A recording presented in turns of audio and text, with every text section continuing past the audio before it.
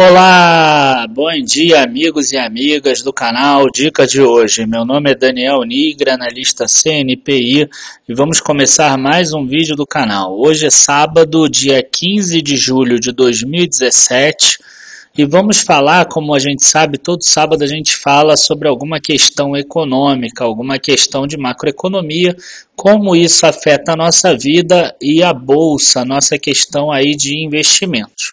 Então hoje eu vou falar para vocês por que a vida piora quando o PIB não cresce. Tá? Lembrando a vocês que eu tenho um site www.dicadehoje7.com, sempre tem lá um artigo interessante, e eu agora essa semana eu lancei aqui a área de membros Dica de Hoje, que tem 6 tipos de estratégias diferentes que você pode acessar, você pode degustar, por enquanto ela está aqui gratuita, tá? Então você pode clicar aqui em carteira de dividendos, por exemplo, e ter aqui acesso, tá? A carteira que foi montada de dividendos para julho, que vai valer até o dia 11 de agosto, como eu já falei aí no vídeo anterior. Eu vou colocar lá no... Vou colocar aqui embaixo para vocês poderem ter acesso a essa área aqui de membros para quem ainda não conhece. Tá? Mas hoje a gente vai falar sobre economia. Então vamos começar. Por que a vida piora quando o PIB do país não cresce? Eu fiz um gráfico que mostra o PIB em valores correntes, e quando eu falo valores correntes é sem descontar a inflação, por isso que o PIB está assim crescendo tanto, tá? E ele está dividido por 100 aqui, porque senão não iria entrar no mesmo eixo aqui da população. E aqui eu tenho a população brasileira de 1996 até agora 2017, primeiro trimestre. E a gente tem aqui, né, passou há pouco tempo de 200 milhões de pessoas, e a gente tem aqui o PIB. A gente olhando para essa curva aqui, parece que não tem nenhum problema, certo? Só que se a gente analisar com calma, a gente vai ver que, por exemplo, de 2000 até 2010, o PIB cresceu 215%. Ele saiu de 1 bilhão e 200 milhões para em torno de 3 bilhões 800 e poucos milhões, tá? Pode ter um ou outro errinho aqui, mas é pouca coisa. Ele cresceu bastante, cresceu 215%. E de 2010 para cá, ele cresceu 3 bilhões e 800 milhões para 6 bilhões e 300. Então não dá nem 100%. Na verdade, eu imagino que deve dar em torno de 70%. Tá? Então, o que a gente tem aqui? Essa taxa de crescimento do PIB diminuiu muito. E a gente vai ver o problema que isso causa. Aqui a gente ainda tem o PIB per capita anual, que seria o PIB por pessoa, por cabeça, dividindo pelo total da população. Então a gente tem que por ano a população ganhava R$ 5.000,96 cada pessoa por ano. Isso aqui daria na época os 400 e poucos reais por pessoa, e hoje passou aqui de 30 mil, seria em torno de R$ 2.500 por mês. Tá? PIB é diferente de renda, tá? De renda per capita. Isso é a quantidade de bens e produtos que a economia gera dividido pela quantidade de pessoas. Mas o que me importa aqui é essa parte. A gente vai ver o crescimento do PIB e a gente vai ver o ganho real dele ou a perda real, porque agora a gente vai comparar com a inflação, ou seja, com o IPCA. E a gente precisa ter uma atenção especial aqui a esse período entre 2003 e 2013, principalmente. Você vê que aqui foi um período que, por acaso, também a Bolsa subiu muito, né? Principalmente de 2003 a 2008, que o PIB ele ficou sempre acima da inflação. Quer dizer, a população sempre teve ganho real. Eu acho que as próprias pessoas passaram por uma febre de consumo aí nesse período. Várias pessoas adquiriram produtos que antes elas nem pensavam em ter. E esse período aqui realmente foi um boom. Tá? E a Bolsa só não subiu mais nesse período aqui porque o mundo estava muito ruim. porque o crescimento aqui interno, o crescimento de consumo interno, o consumo das famílias foi bem grande. Então a gente vê aqui que o PIB em valores correntes estava crescendo a uma taxa superior a 10% e ele sempre ganhou da inflação. E aí o que aconteceu a partir aqui de 2014? Esse crescimento do PIB começou a cair até que ele chegou em 2015, 2016 a perder da inflação. Então teve uma perda real. E é essa crise toda que o pessoal sentiu aí, que parece que o Brasil está saindo dela. Aqui a gente tem um menos o outro daqui, para a gente ter uma ideia melhor. Se você não conseguir observar ali, a gente vê que a gente nunca teve de 96 para cá 2 anos seguidos abaixo. Você vê que sempre o que ficou abaixo da inflação foi no máximo 2%, a gente já tem 2 anos seguidos abaixo aqui de 2%. Então tem uma perda real aí, per capita, que está sendo muito sentida pela população de uma forma geral. Então a gente vê aqui que no auge em 2010 a gente chegou a ter quase 10% de ganho real. E aí o que acontece aquela perda real? Qual o impacto disso na vida das pessoas? Aqui eu botei 2 taxas de desemprego, porque a taxa de desemprego que era considerada antes era a PME, que só pegava 6 regiões metropolitanas, e a gente vê que naquele período lá que o PIB subiu e que ele dava ganhos reais acima da inflação, olha como é que a taxa de desemprego veio caindo. É claro que tem alguns meses que sobem, normalmente dezembro cai, janeiro sobe, mas se você pegar uma tendência aqui, você vai ver que é uma tendência clara de queda. Aqui até o 2013, talvez até o 2014. E aí depois a gente vê que essa tendência se inverte. Só que essa PME foi descontinuada e virou a PNAD, que começou a ser calculada aqui a partir de 2012. A gente vê que tem um pouco de diferença, a gente vê aqui que 2014 nesse fundo foi abaixo de 5%, aqui em torno de 4,5%, e aqui já estava acima de 6%. Então essa PNAD aqui, como ela pega mais municípios aí menores, esses municípios acabam tendo uma taxa de desemprego maior do que as grandes capitais. Então ela acaba sendo um pouquinho maior.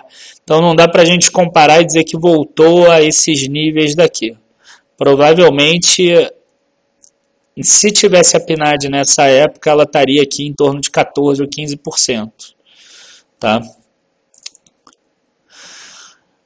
E existe também um coeficiente que a gente consegue ver isso, que é o coeficiente de Gini, que é um índice, tá rapidamente explicando que ele varia de 0 a 1, onde 0 seria uma população que tem toda a mesma renda, e o 1 seria uma população que uma pessoa detém toda a renda do país. São 2 situações que são utópicas, mas para a gente entender.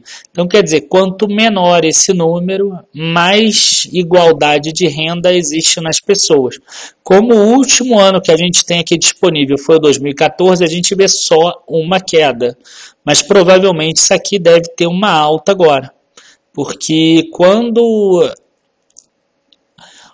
existe uma perda real do PIB, o dinheiro se concentra mais nas mãos das pessoas. Tá? A gente vê aqui altas, que são aqueles pontos. Ó, aqui um período igual, são aqueles pontos lá que tiveram queda real do PIB per capita. E quando a gente vai comparar com outros países, é muito importante a gente transformar tudo para uma moeda que seja mundial. E a moeda mundial hoje em dia é o dólar. Inclusive serve para comércio exterior, etc. E a gente vê aqui o PIB brasileiro em dólar. E a gente vê uma queda enorme aqui. A gente vê que em dólar o Brasil perdeu de 13 mil para 8.600. Isso aqui é uma queda de 1/3, 33%. Uma queda bem grande, brusca inclusive. E aqui nessas setas eu coloquei quanto tempo o Brasil demorou para dobrar o PIB dele. Então a gente chegou aqui em $1.000 per capita por ano em 1974. A gente chegou em $2.000 per capita por ano em 1981. A gente foi chegar em 4.000 em 1991. Então, quer dizer, aqui demorou 7 anos, aqui já demorou 10 anos. A pessoa que deixou para comprar bolsa de valores aqui, ó, vamos imaginar que ela perdeu o início do boom aqui, ela deixou para comprar aqui quando o índice voltou para esses 4.000 de antigamente, ó, quer dizer, 13 anos depois estava no mesmo patamar de PIB per capita o Brasil. A pessoa que deixou para comprar aqui, ela pegou todo aquele boom. E daqui até aqui foram 16 anos. Tá? E é provável que esse PIB per capita demore de novo tanto tempo assim, 16 anos, mas já passaram 10, né? Já passou aqui de 2007 a 2017, já passaram 10 anos. E eu imagino que a gente possa chegar lá para 2023 de novo em uma renda nesse nível, né, no caso de $16.000 per capita. Talvez demore um pouco mais, porque a gente vê aqui que está demorando cada vez mais, 7 anos, 10 anos, depois 16 anos, pode ser que demore um pouco mais. Mas enfim, todo esse tempo aqui que ficou estagnada, principalmente a Bolsa de Valores, é possível que agora já seja esse período aqui que suba. É claro que a gente pode estar nesse período aqui, ó, que subiu um pouquinho, depois ainda vai cair para subir. Tá? A gente não tem como prever se a gente está, por exemplo, nesse ponto ou está nesse ponto. Tá? Mas já passou aqui um período que subiu e caiu daqui. Tá? E aqui é o que eu costumo dizer, que eu vou focar mais na frente, é o seguinte: não pagar dívida não adianta, dar calote não adianta. A gente vê aqui que o Brasil deu calote nesse período, em 83 e 87, se eu não me engano. Ele não pagou a dívida, tirou a credibilidade que tinha, e a gente vê que o PIB de 80 até 88, 89, ele não cresceu, né? Ele ficou parado. E aí aqui a gente tem a comparação na América do Sul, eu sei que está meio difícil ver. O importante é mostrar aqui que na América do Sul aconteceu muitas vezes isso também. Ó. Aconteceu com o Brasil, aconteceu com o Chile uma queda grande, aconteceu com a Colômbia uma queda grande, com o Paraguai também, essa queda aqui é considerável para ele. E a gente vê que existiu essa queda, que também é função da apreciação do dólar no mercado internacional. Mas o que chama a atenção da gente é que o Brasil lá atrás era o terceiro, hoje em dia ele é o quinto, e ele já está muito mais próximo do Peru e da Colômbia do que aqui em cima da Argentina e da Venezuela. Um grande salto deu o Uruguai. Né? O Uruguai ele deu um salto aqui bem grande. Olha, ele saiu aqui de um PIB per capita de menos de 4.000 para um PIB per capita atual, mesmo com a queda da apreciação do dólar, de 15.000, de 2003 a 2017. Ele cresceu 4 vezes o PIB per capita dele. Um belo trabalho fez o Uruguai nesse período e o Chile também. Vocês veem que a Argentina, que tinha o maior PIB per capita aqui, ó, na década de 90, ela hoje em dia já é o terceiro lugar.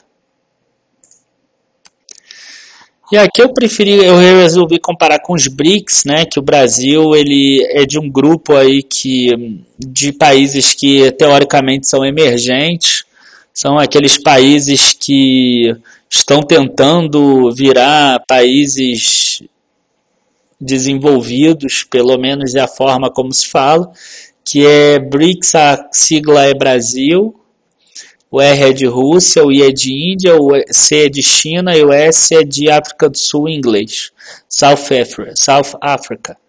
E aí a gente vê que a Rússia deu uma queda maior, inclusive, do que a do Brasil. Brasil, Rússia e África do Sul tiveram quedas fortes, só quem continuou subindo o PIB per capita foi a China e a Índia. E a gente vê aqui que tiveram vários países que passaram o Brasil, alguns lá atrás, outros próximos. A gente vê que A Coreia do Sul, por exemplo, a gente tinha aqui $2.000 per capita empatado lá em 82.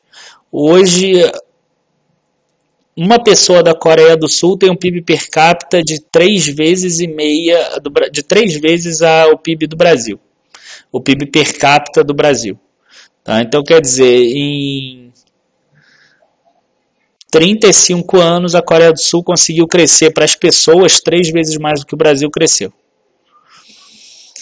O México é aquela coisa com o Brasil, né? Eles passam o Brasil passa o México. Você vê que são dois países que não são bem gerenciados. São países que têm legislações muito fechadas, muito amarradas, dificuldade de crescer aí, tem muita burocracia do Estado.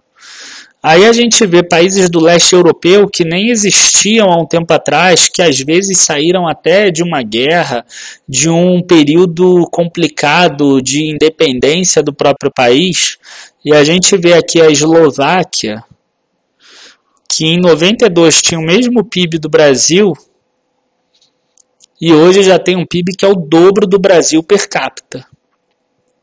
E para terminar, a Letônia, que aqui em 96 ela tinha um PIB per capita de 2.300, o Brasil tinha um PIB de 5.000, quer dizer, era o dobro do Brasil. Em 2001 ela passou o Brasil, hoje em dia ela tem um PIB per capita de $14.000 por pessoa e o Brasil tem aqueles 8.600, 8.700 dólares. Tá? Então a gente vê aí como todas essas questões aí do Brasil atrapalham muito a população em si. E aqui para terminar, eu peguei países que deram calote ou que estiveram perto de dar calote por causa principalmente da crise lá de 2008 e de todos os desdobramentos, porque demorou muito para que os países começassem a crescer de novo. Então eu peguei aqui os que quase deram, que chegaram a ter relação dívida-PIB acima de 100%, ou acima de 90% pelo menos, que eu tenho certeza, Itália, Espanha e Portugal. Todos eles tiveram uma queda de PIB per capita, uma queda que é considerável, mas menor até do que a que o Brasil teve, principalmente porque foi menos brusca, se você pegar o percentual. E você tem dois países que realmente deixaram de pagar, a Islândia e a Grécia. E a gente vê que nesses casos foram quedas bruscas mesmo, quedas muito fortes. Aqui a gente saiu de quase 70 mil para quase 40 mil. E agora ela já começa a crescer de novo. E a Grécia saiu lá de $32.000 por pessoa para $18.000 por pessoa. Tá? O que acontece também é que quando o país ele fica a ponto de colapsar, o risco dele sobe, o dinheiro sai do país e aí o dólar do país sobe. Então essa relação aqui acaba caindo muito. Talvez em moeda local não caia tanto, mas o dólar em si ele acaba subindo. Então quando a gente joga para dólar, isso sobe demais. Tá? E é algo que a gente tem que ficar de olho, porque a dívida do Brasil tem subido. E eu ainda não acredito que exista esse risco, que a economia ainda não está contaminada, mas a gente precisa ter um cuidado todo especial. Enfim, eu queria agradecer a todos, por vocês estarem acompanhando mais um vídeo. Peço para que vocês se inscrevam lá embaixo, curtam o vídeo, se inscrevam no canal e não se esqueçam de entrar naquela área de membros e no próprio site dicadehoje7.com. Muito obrigado a todos, bom final de semana e bons investimentos na segunda. Abraços, tchau, tchau.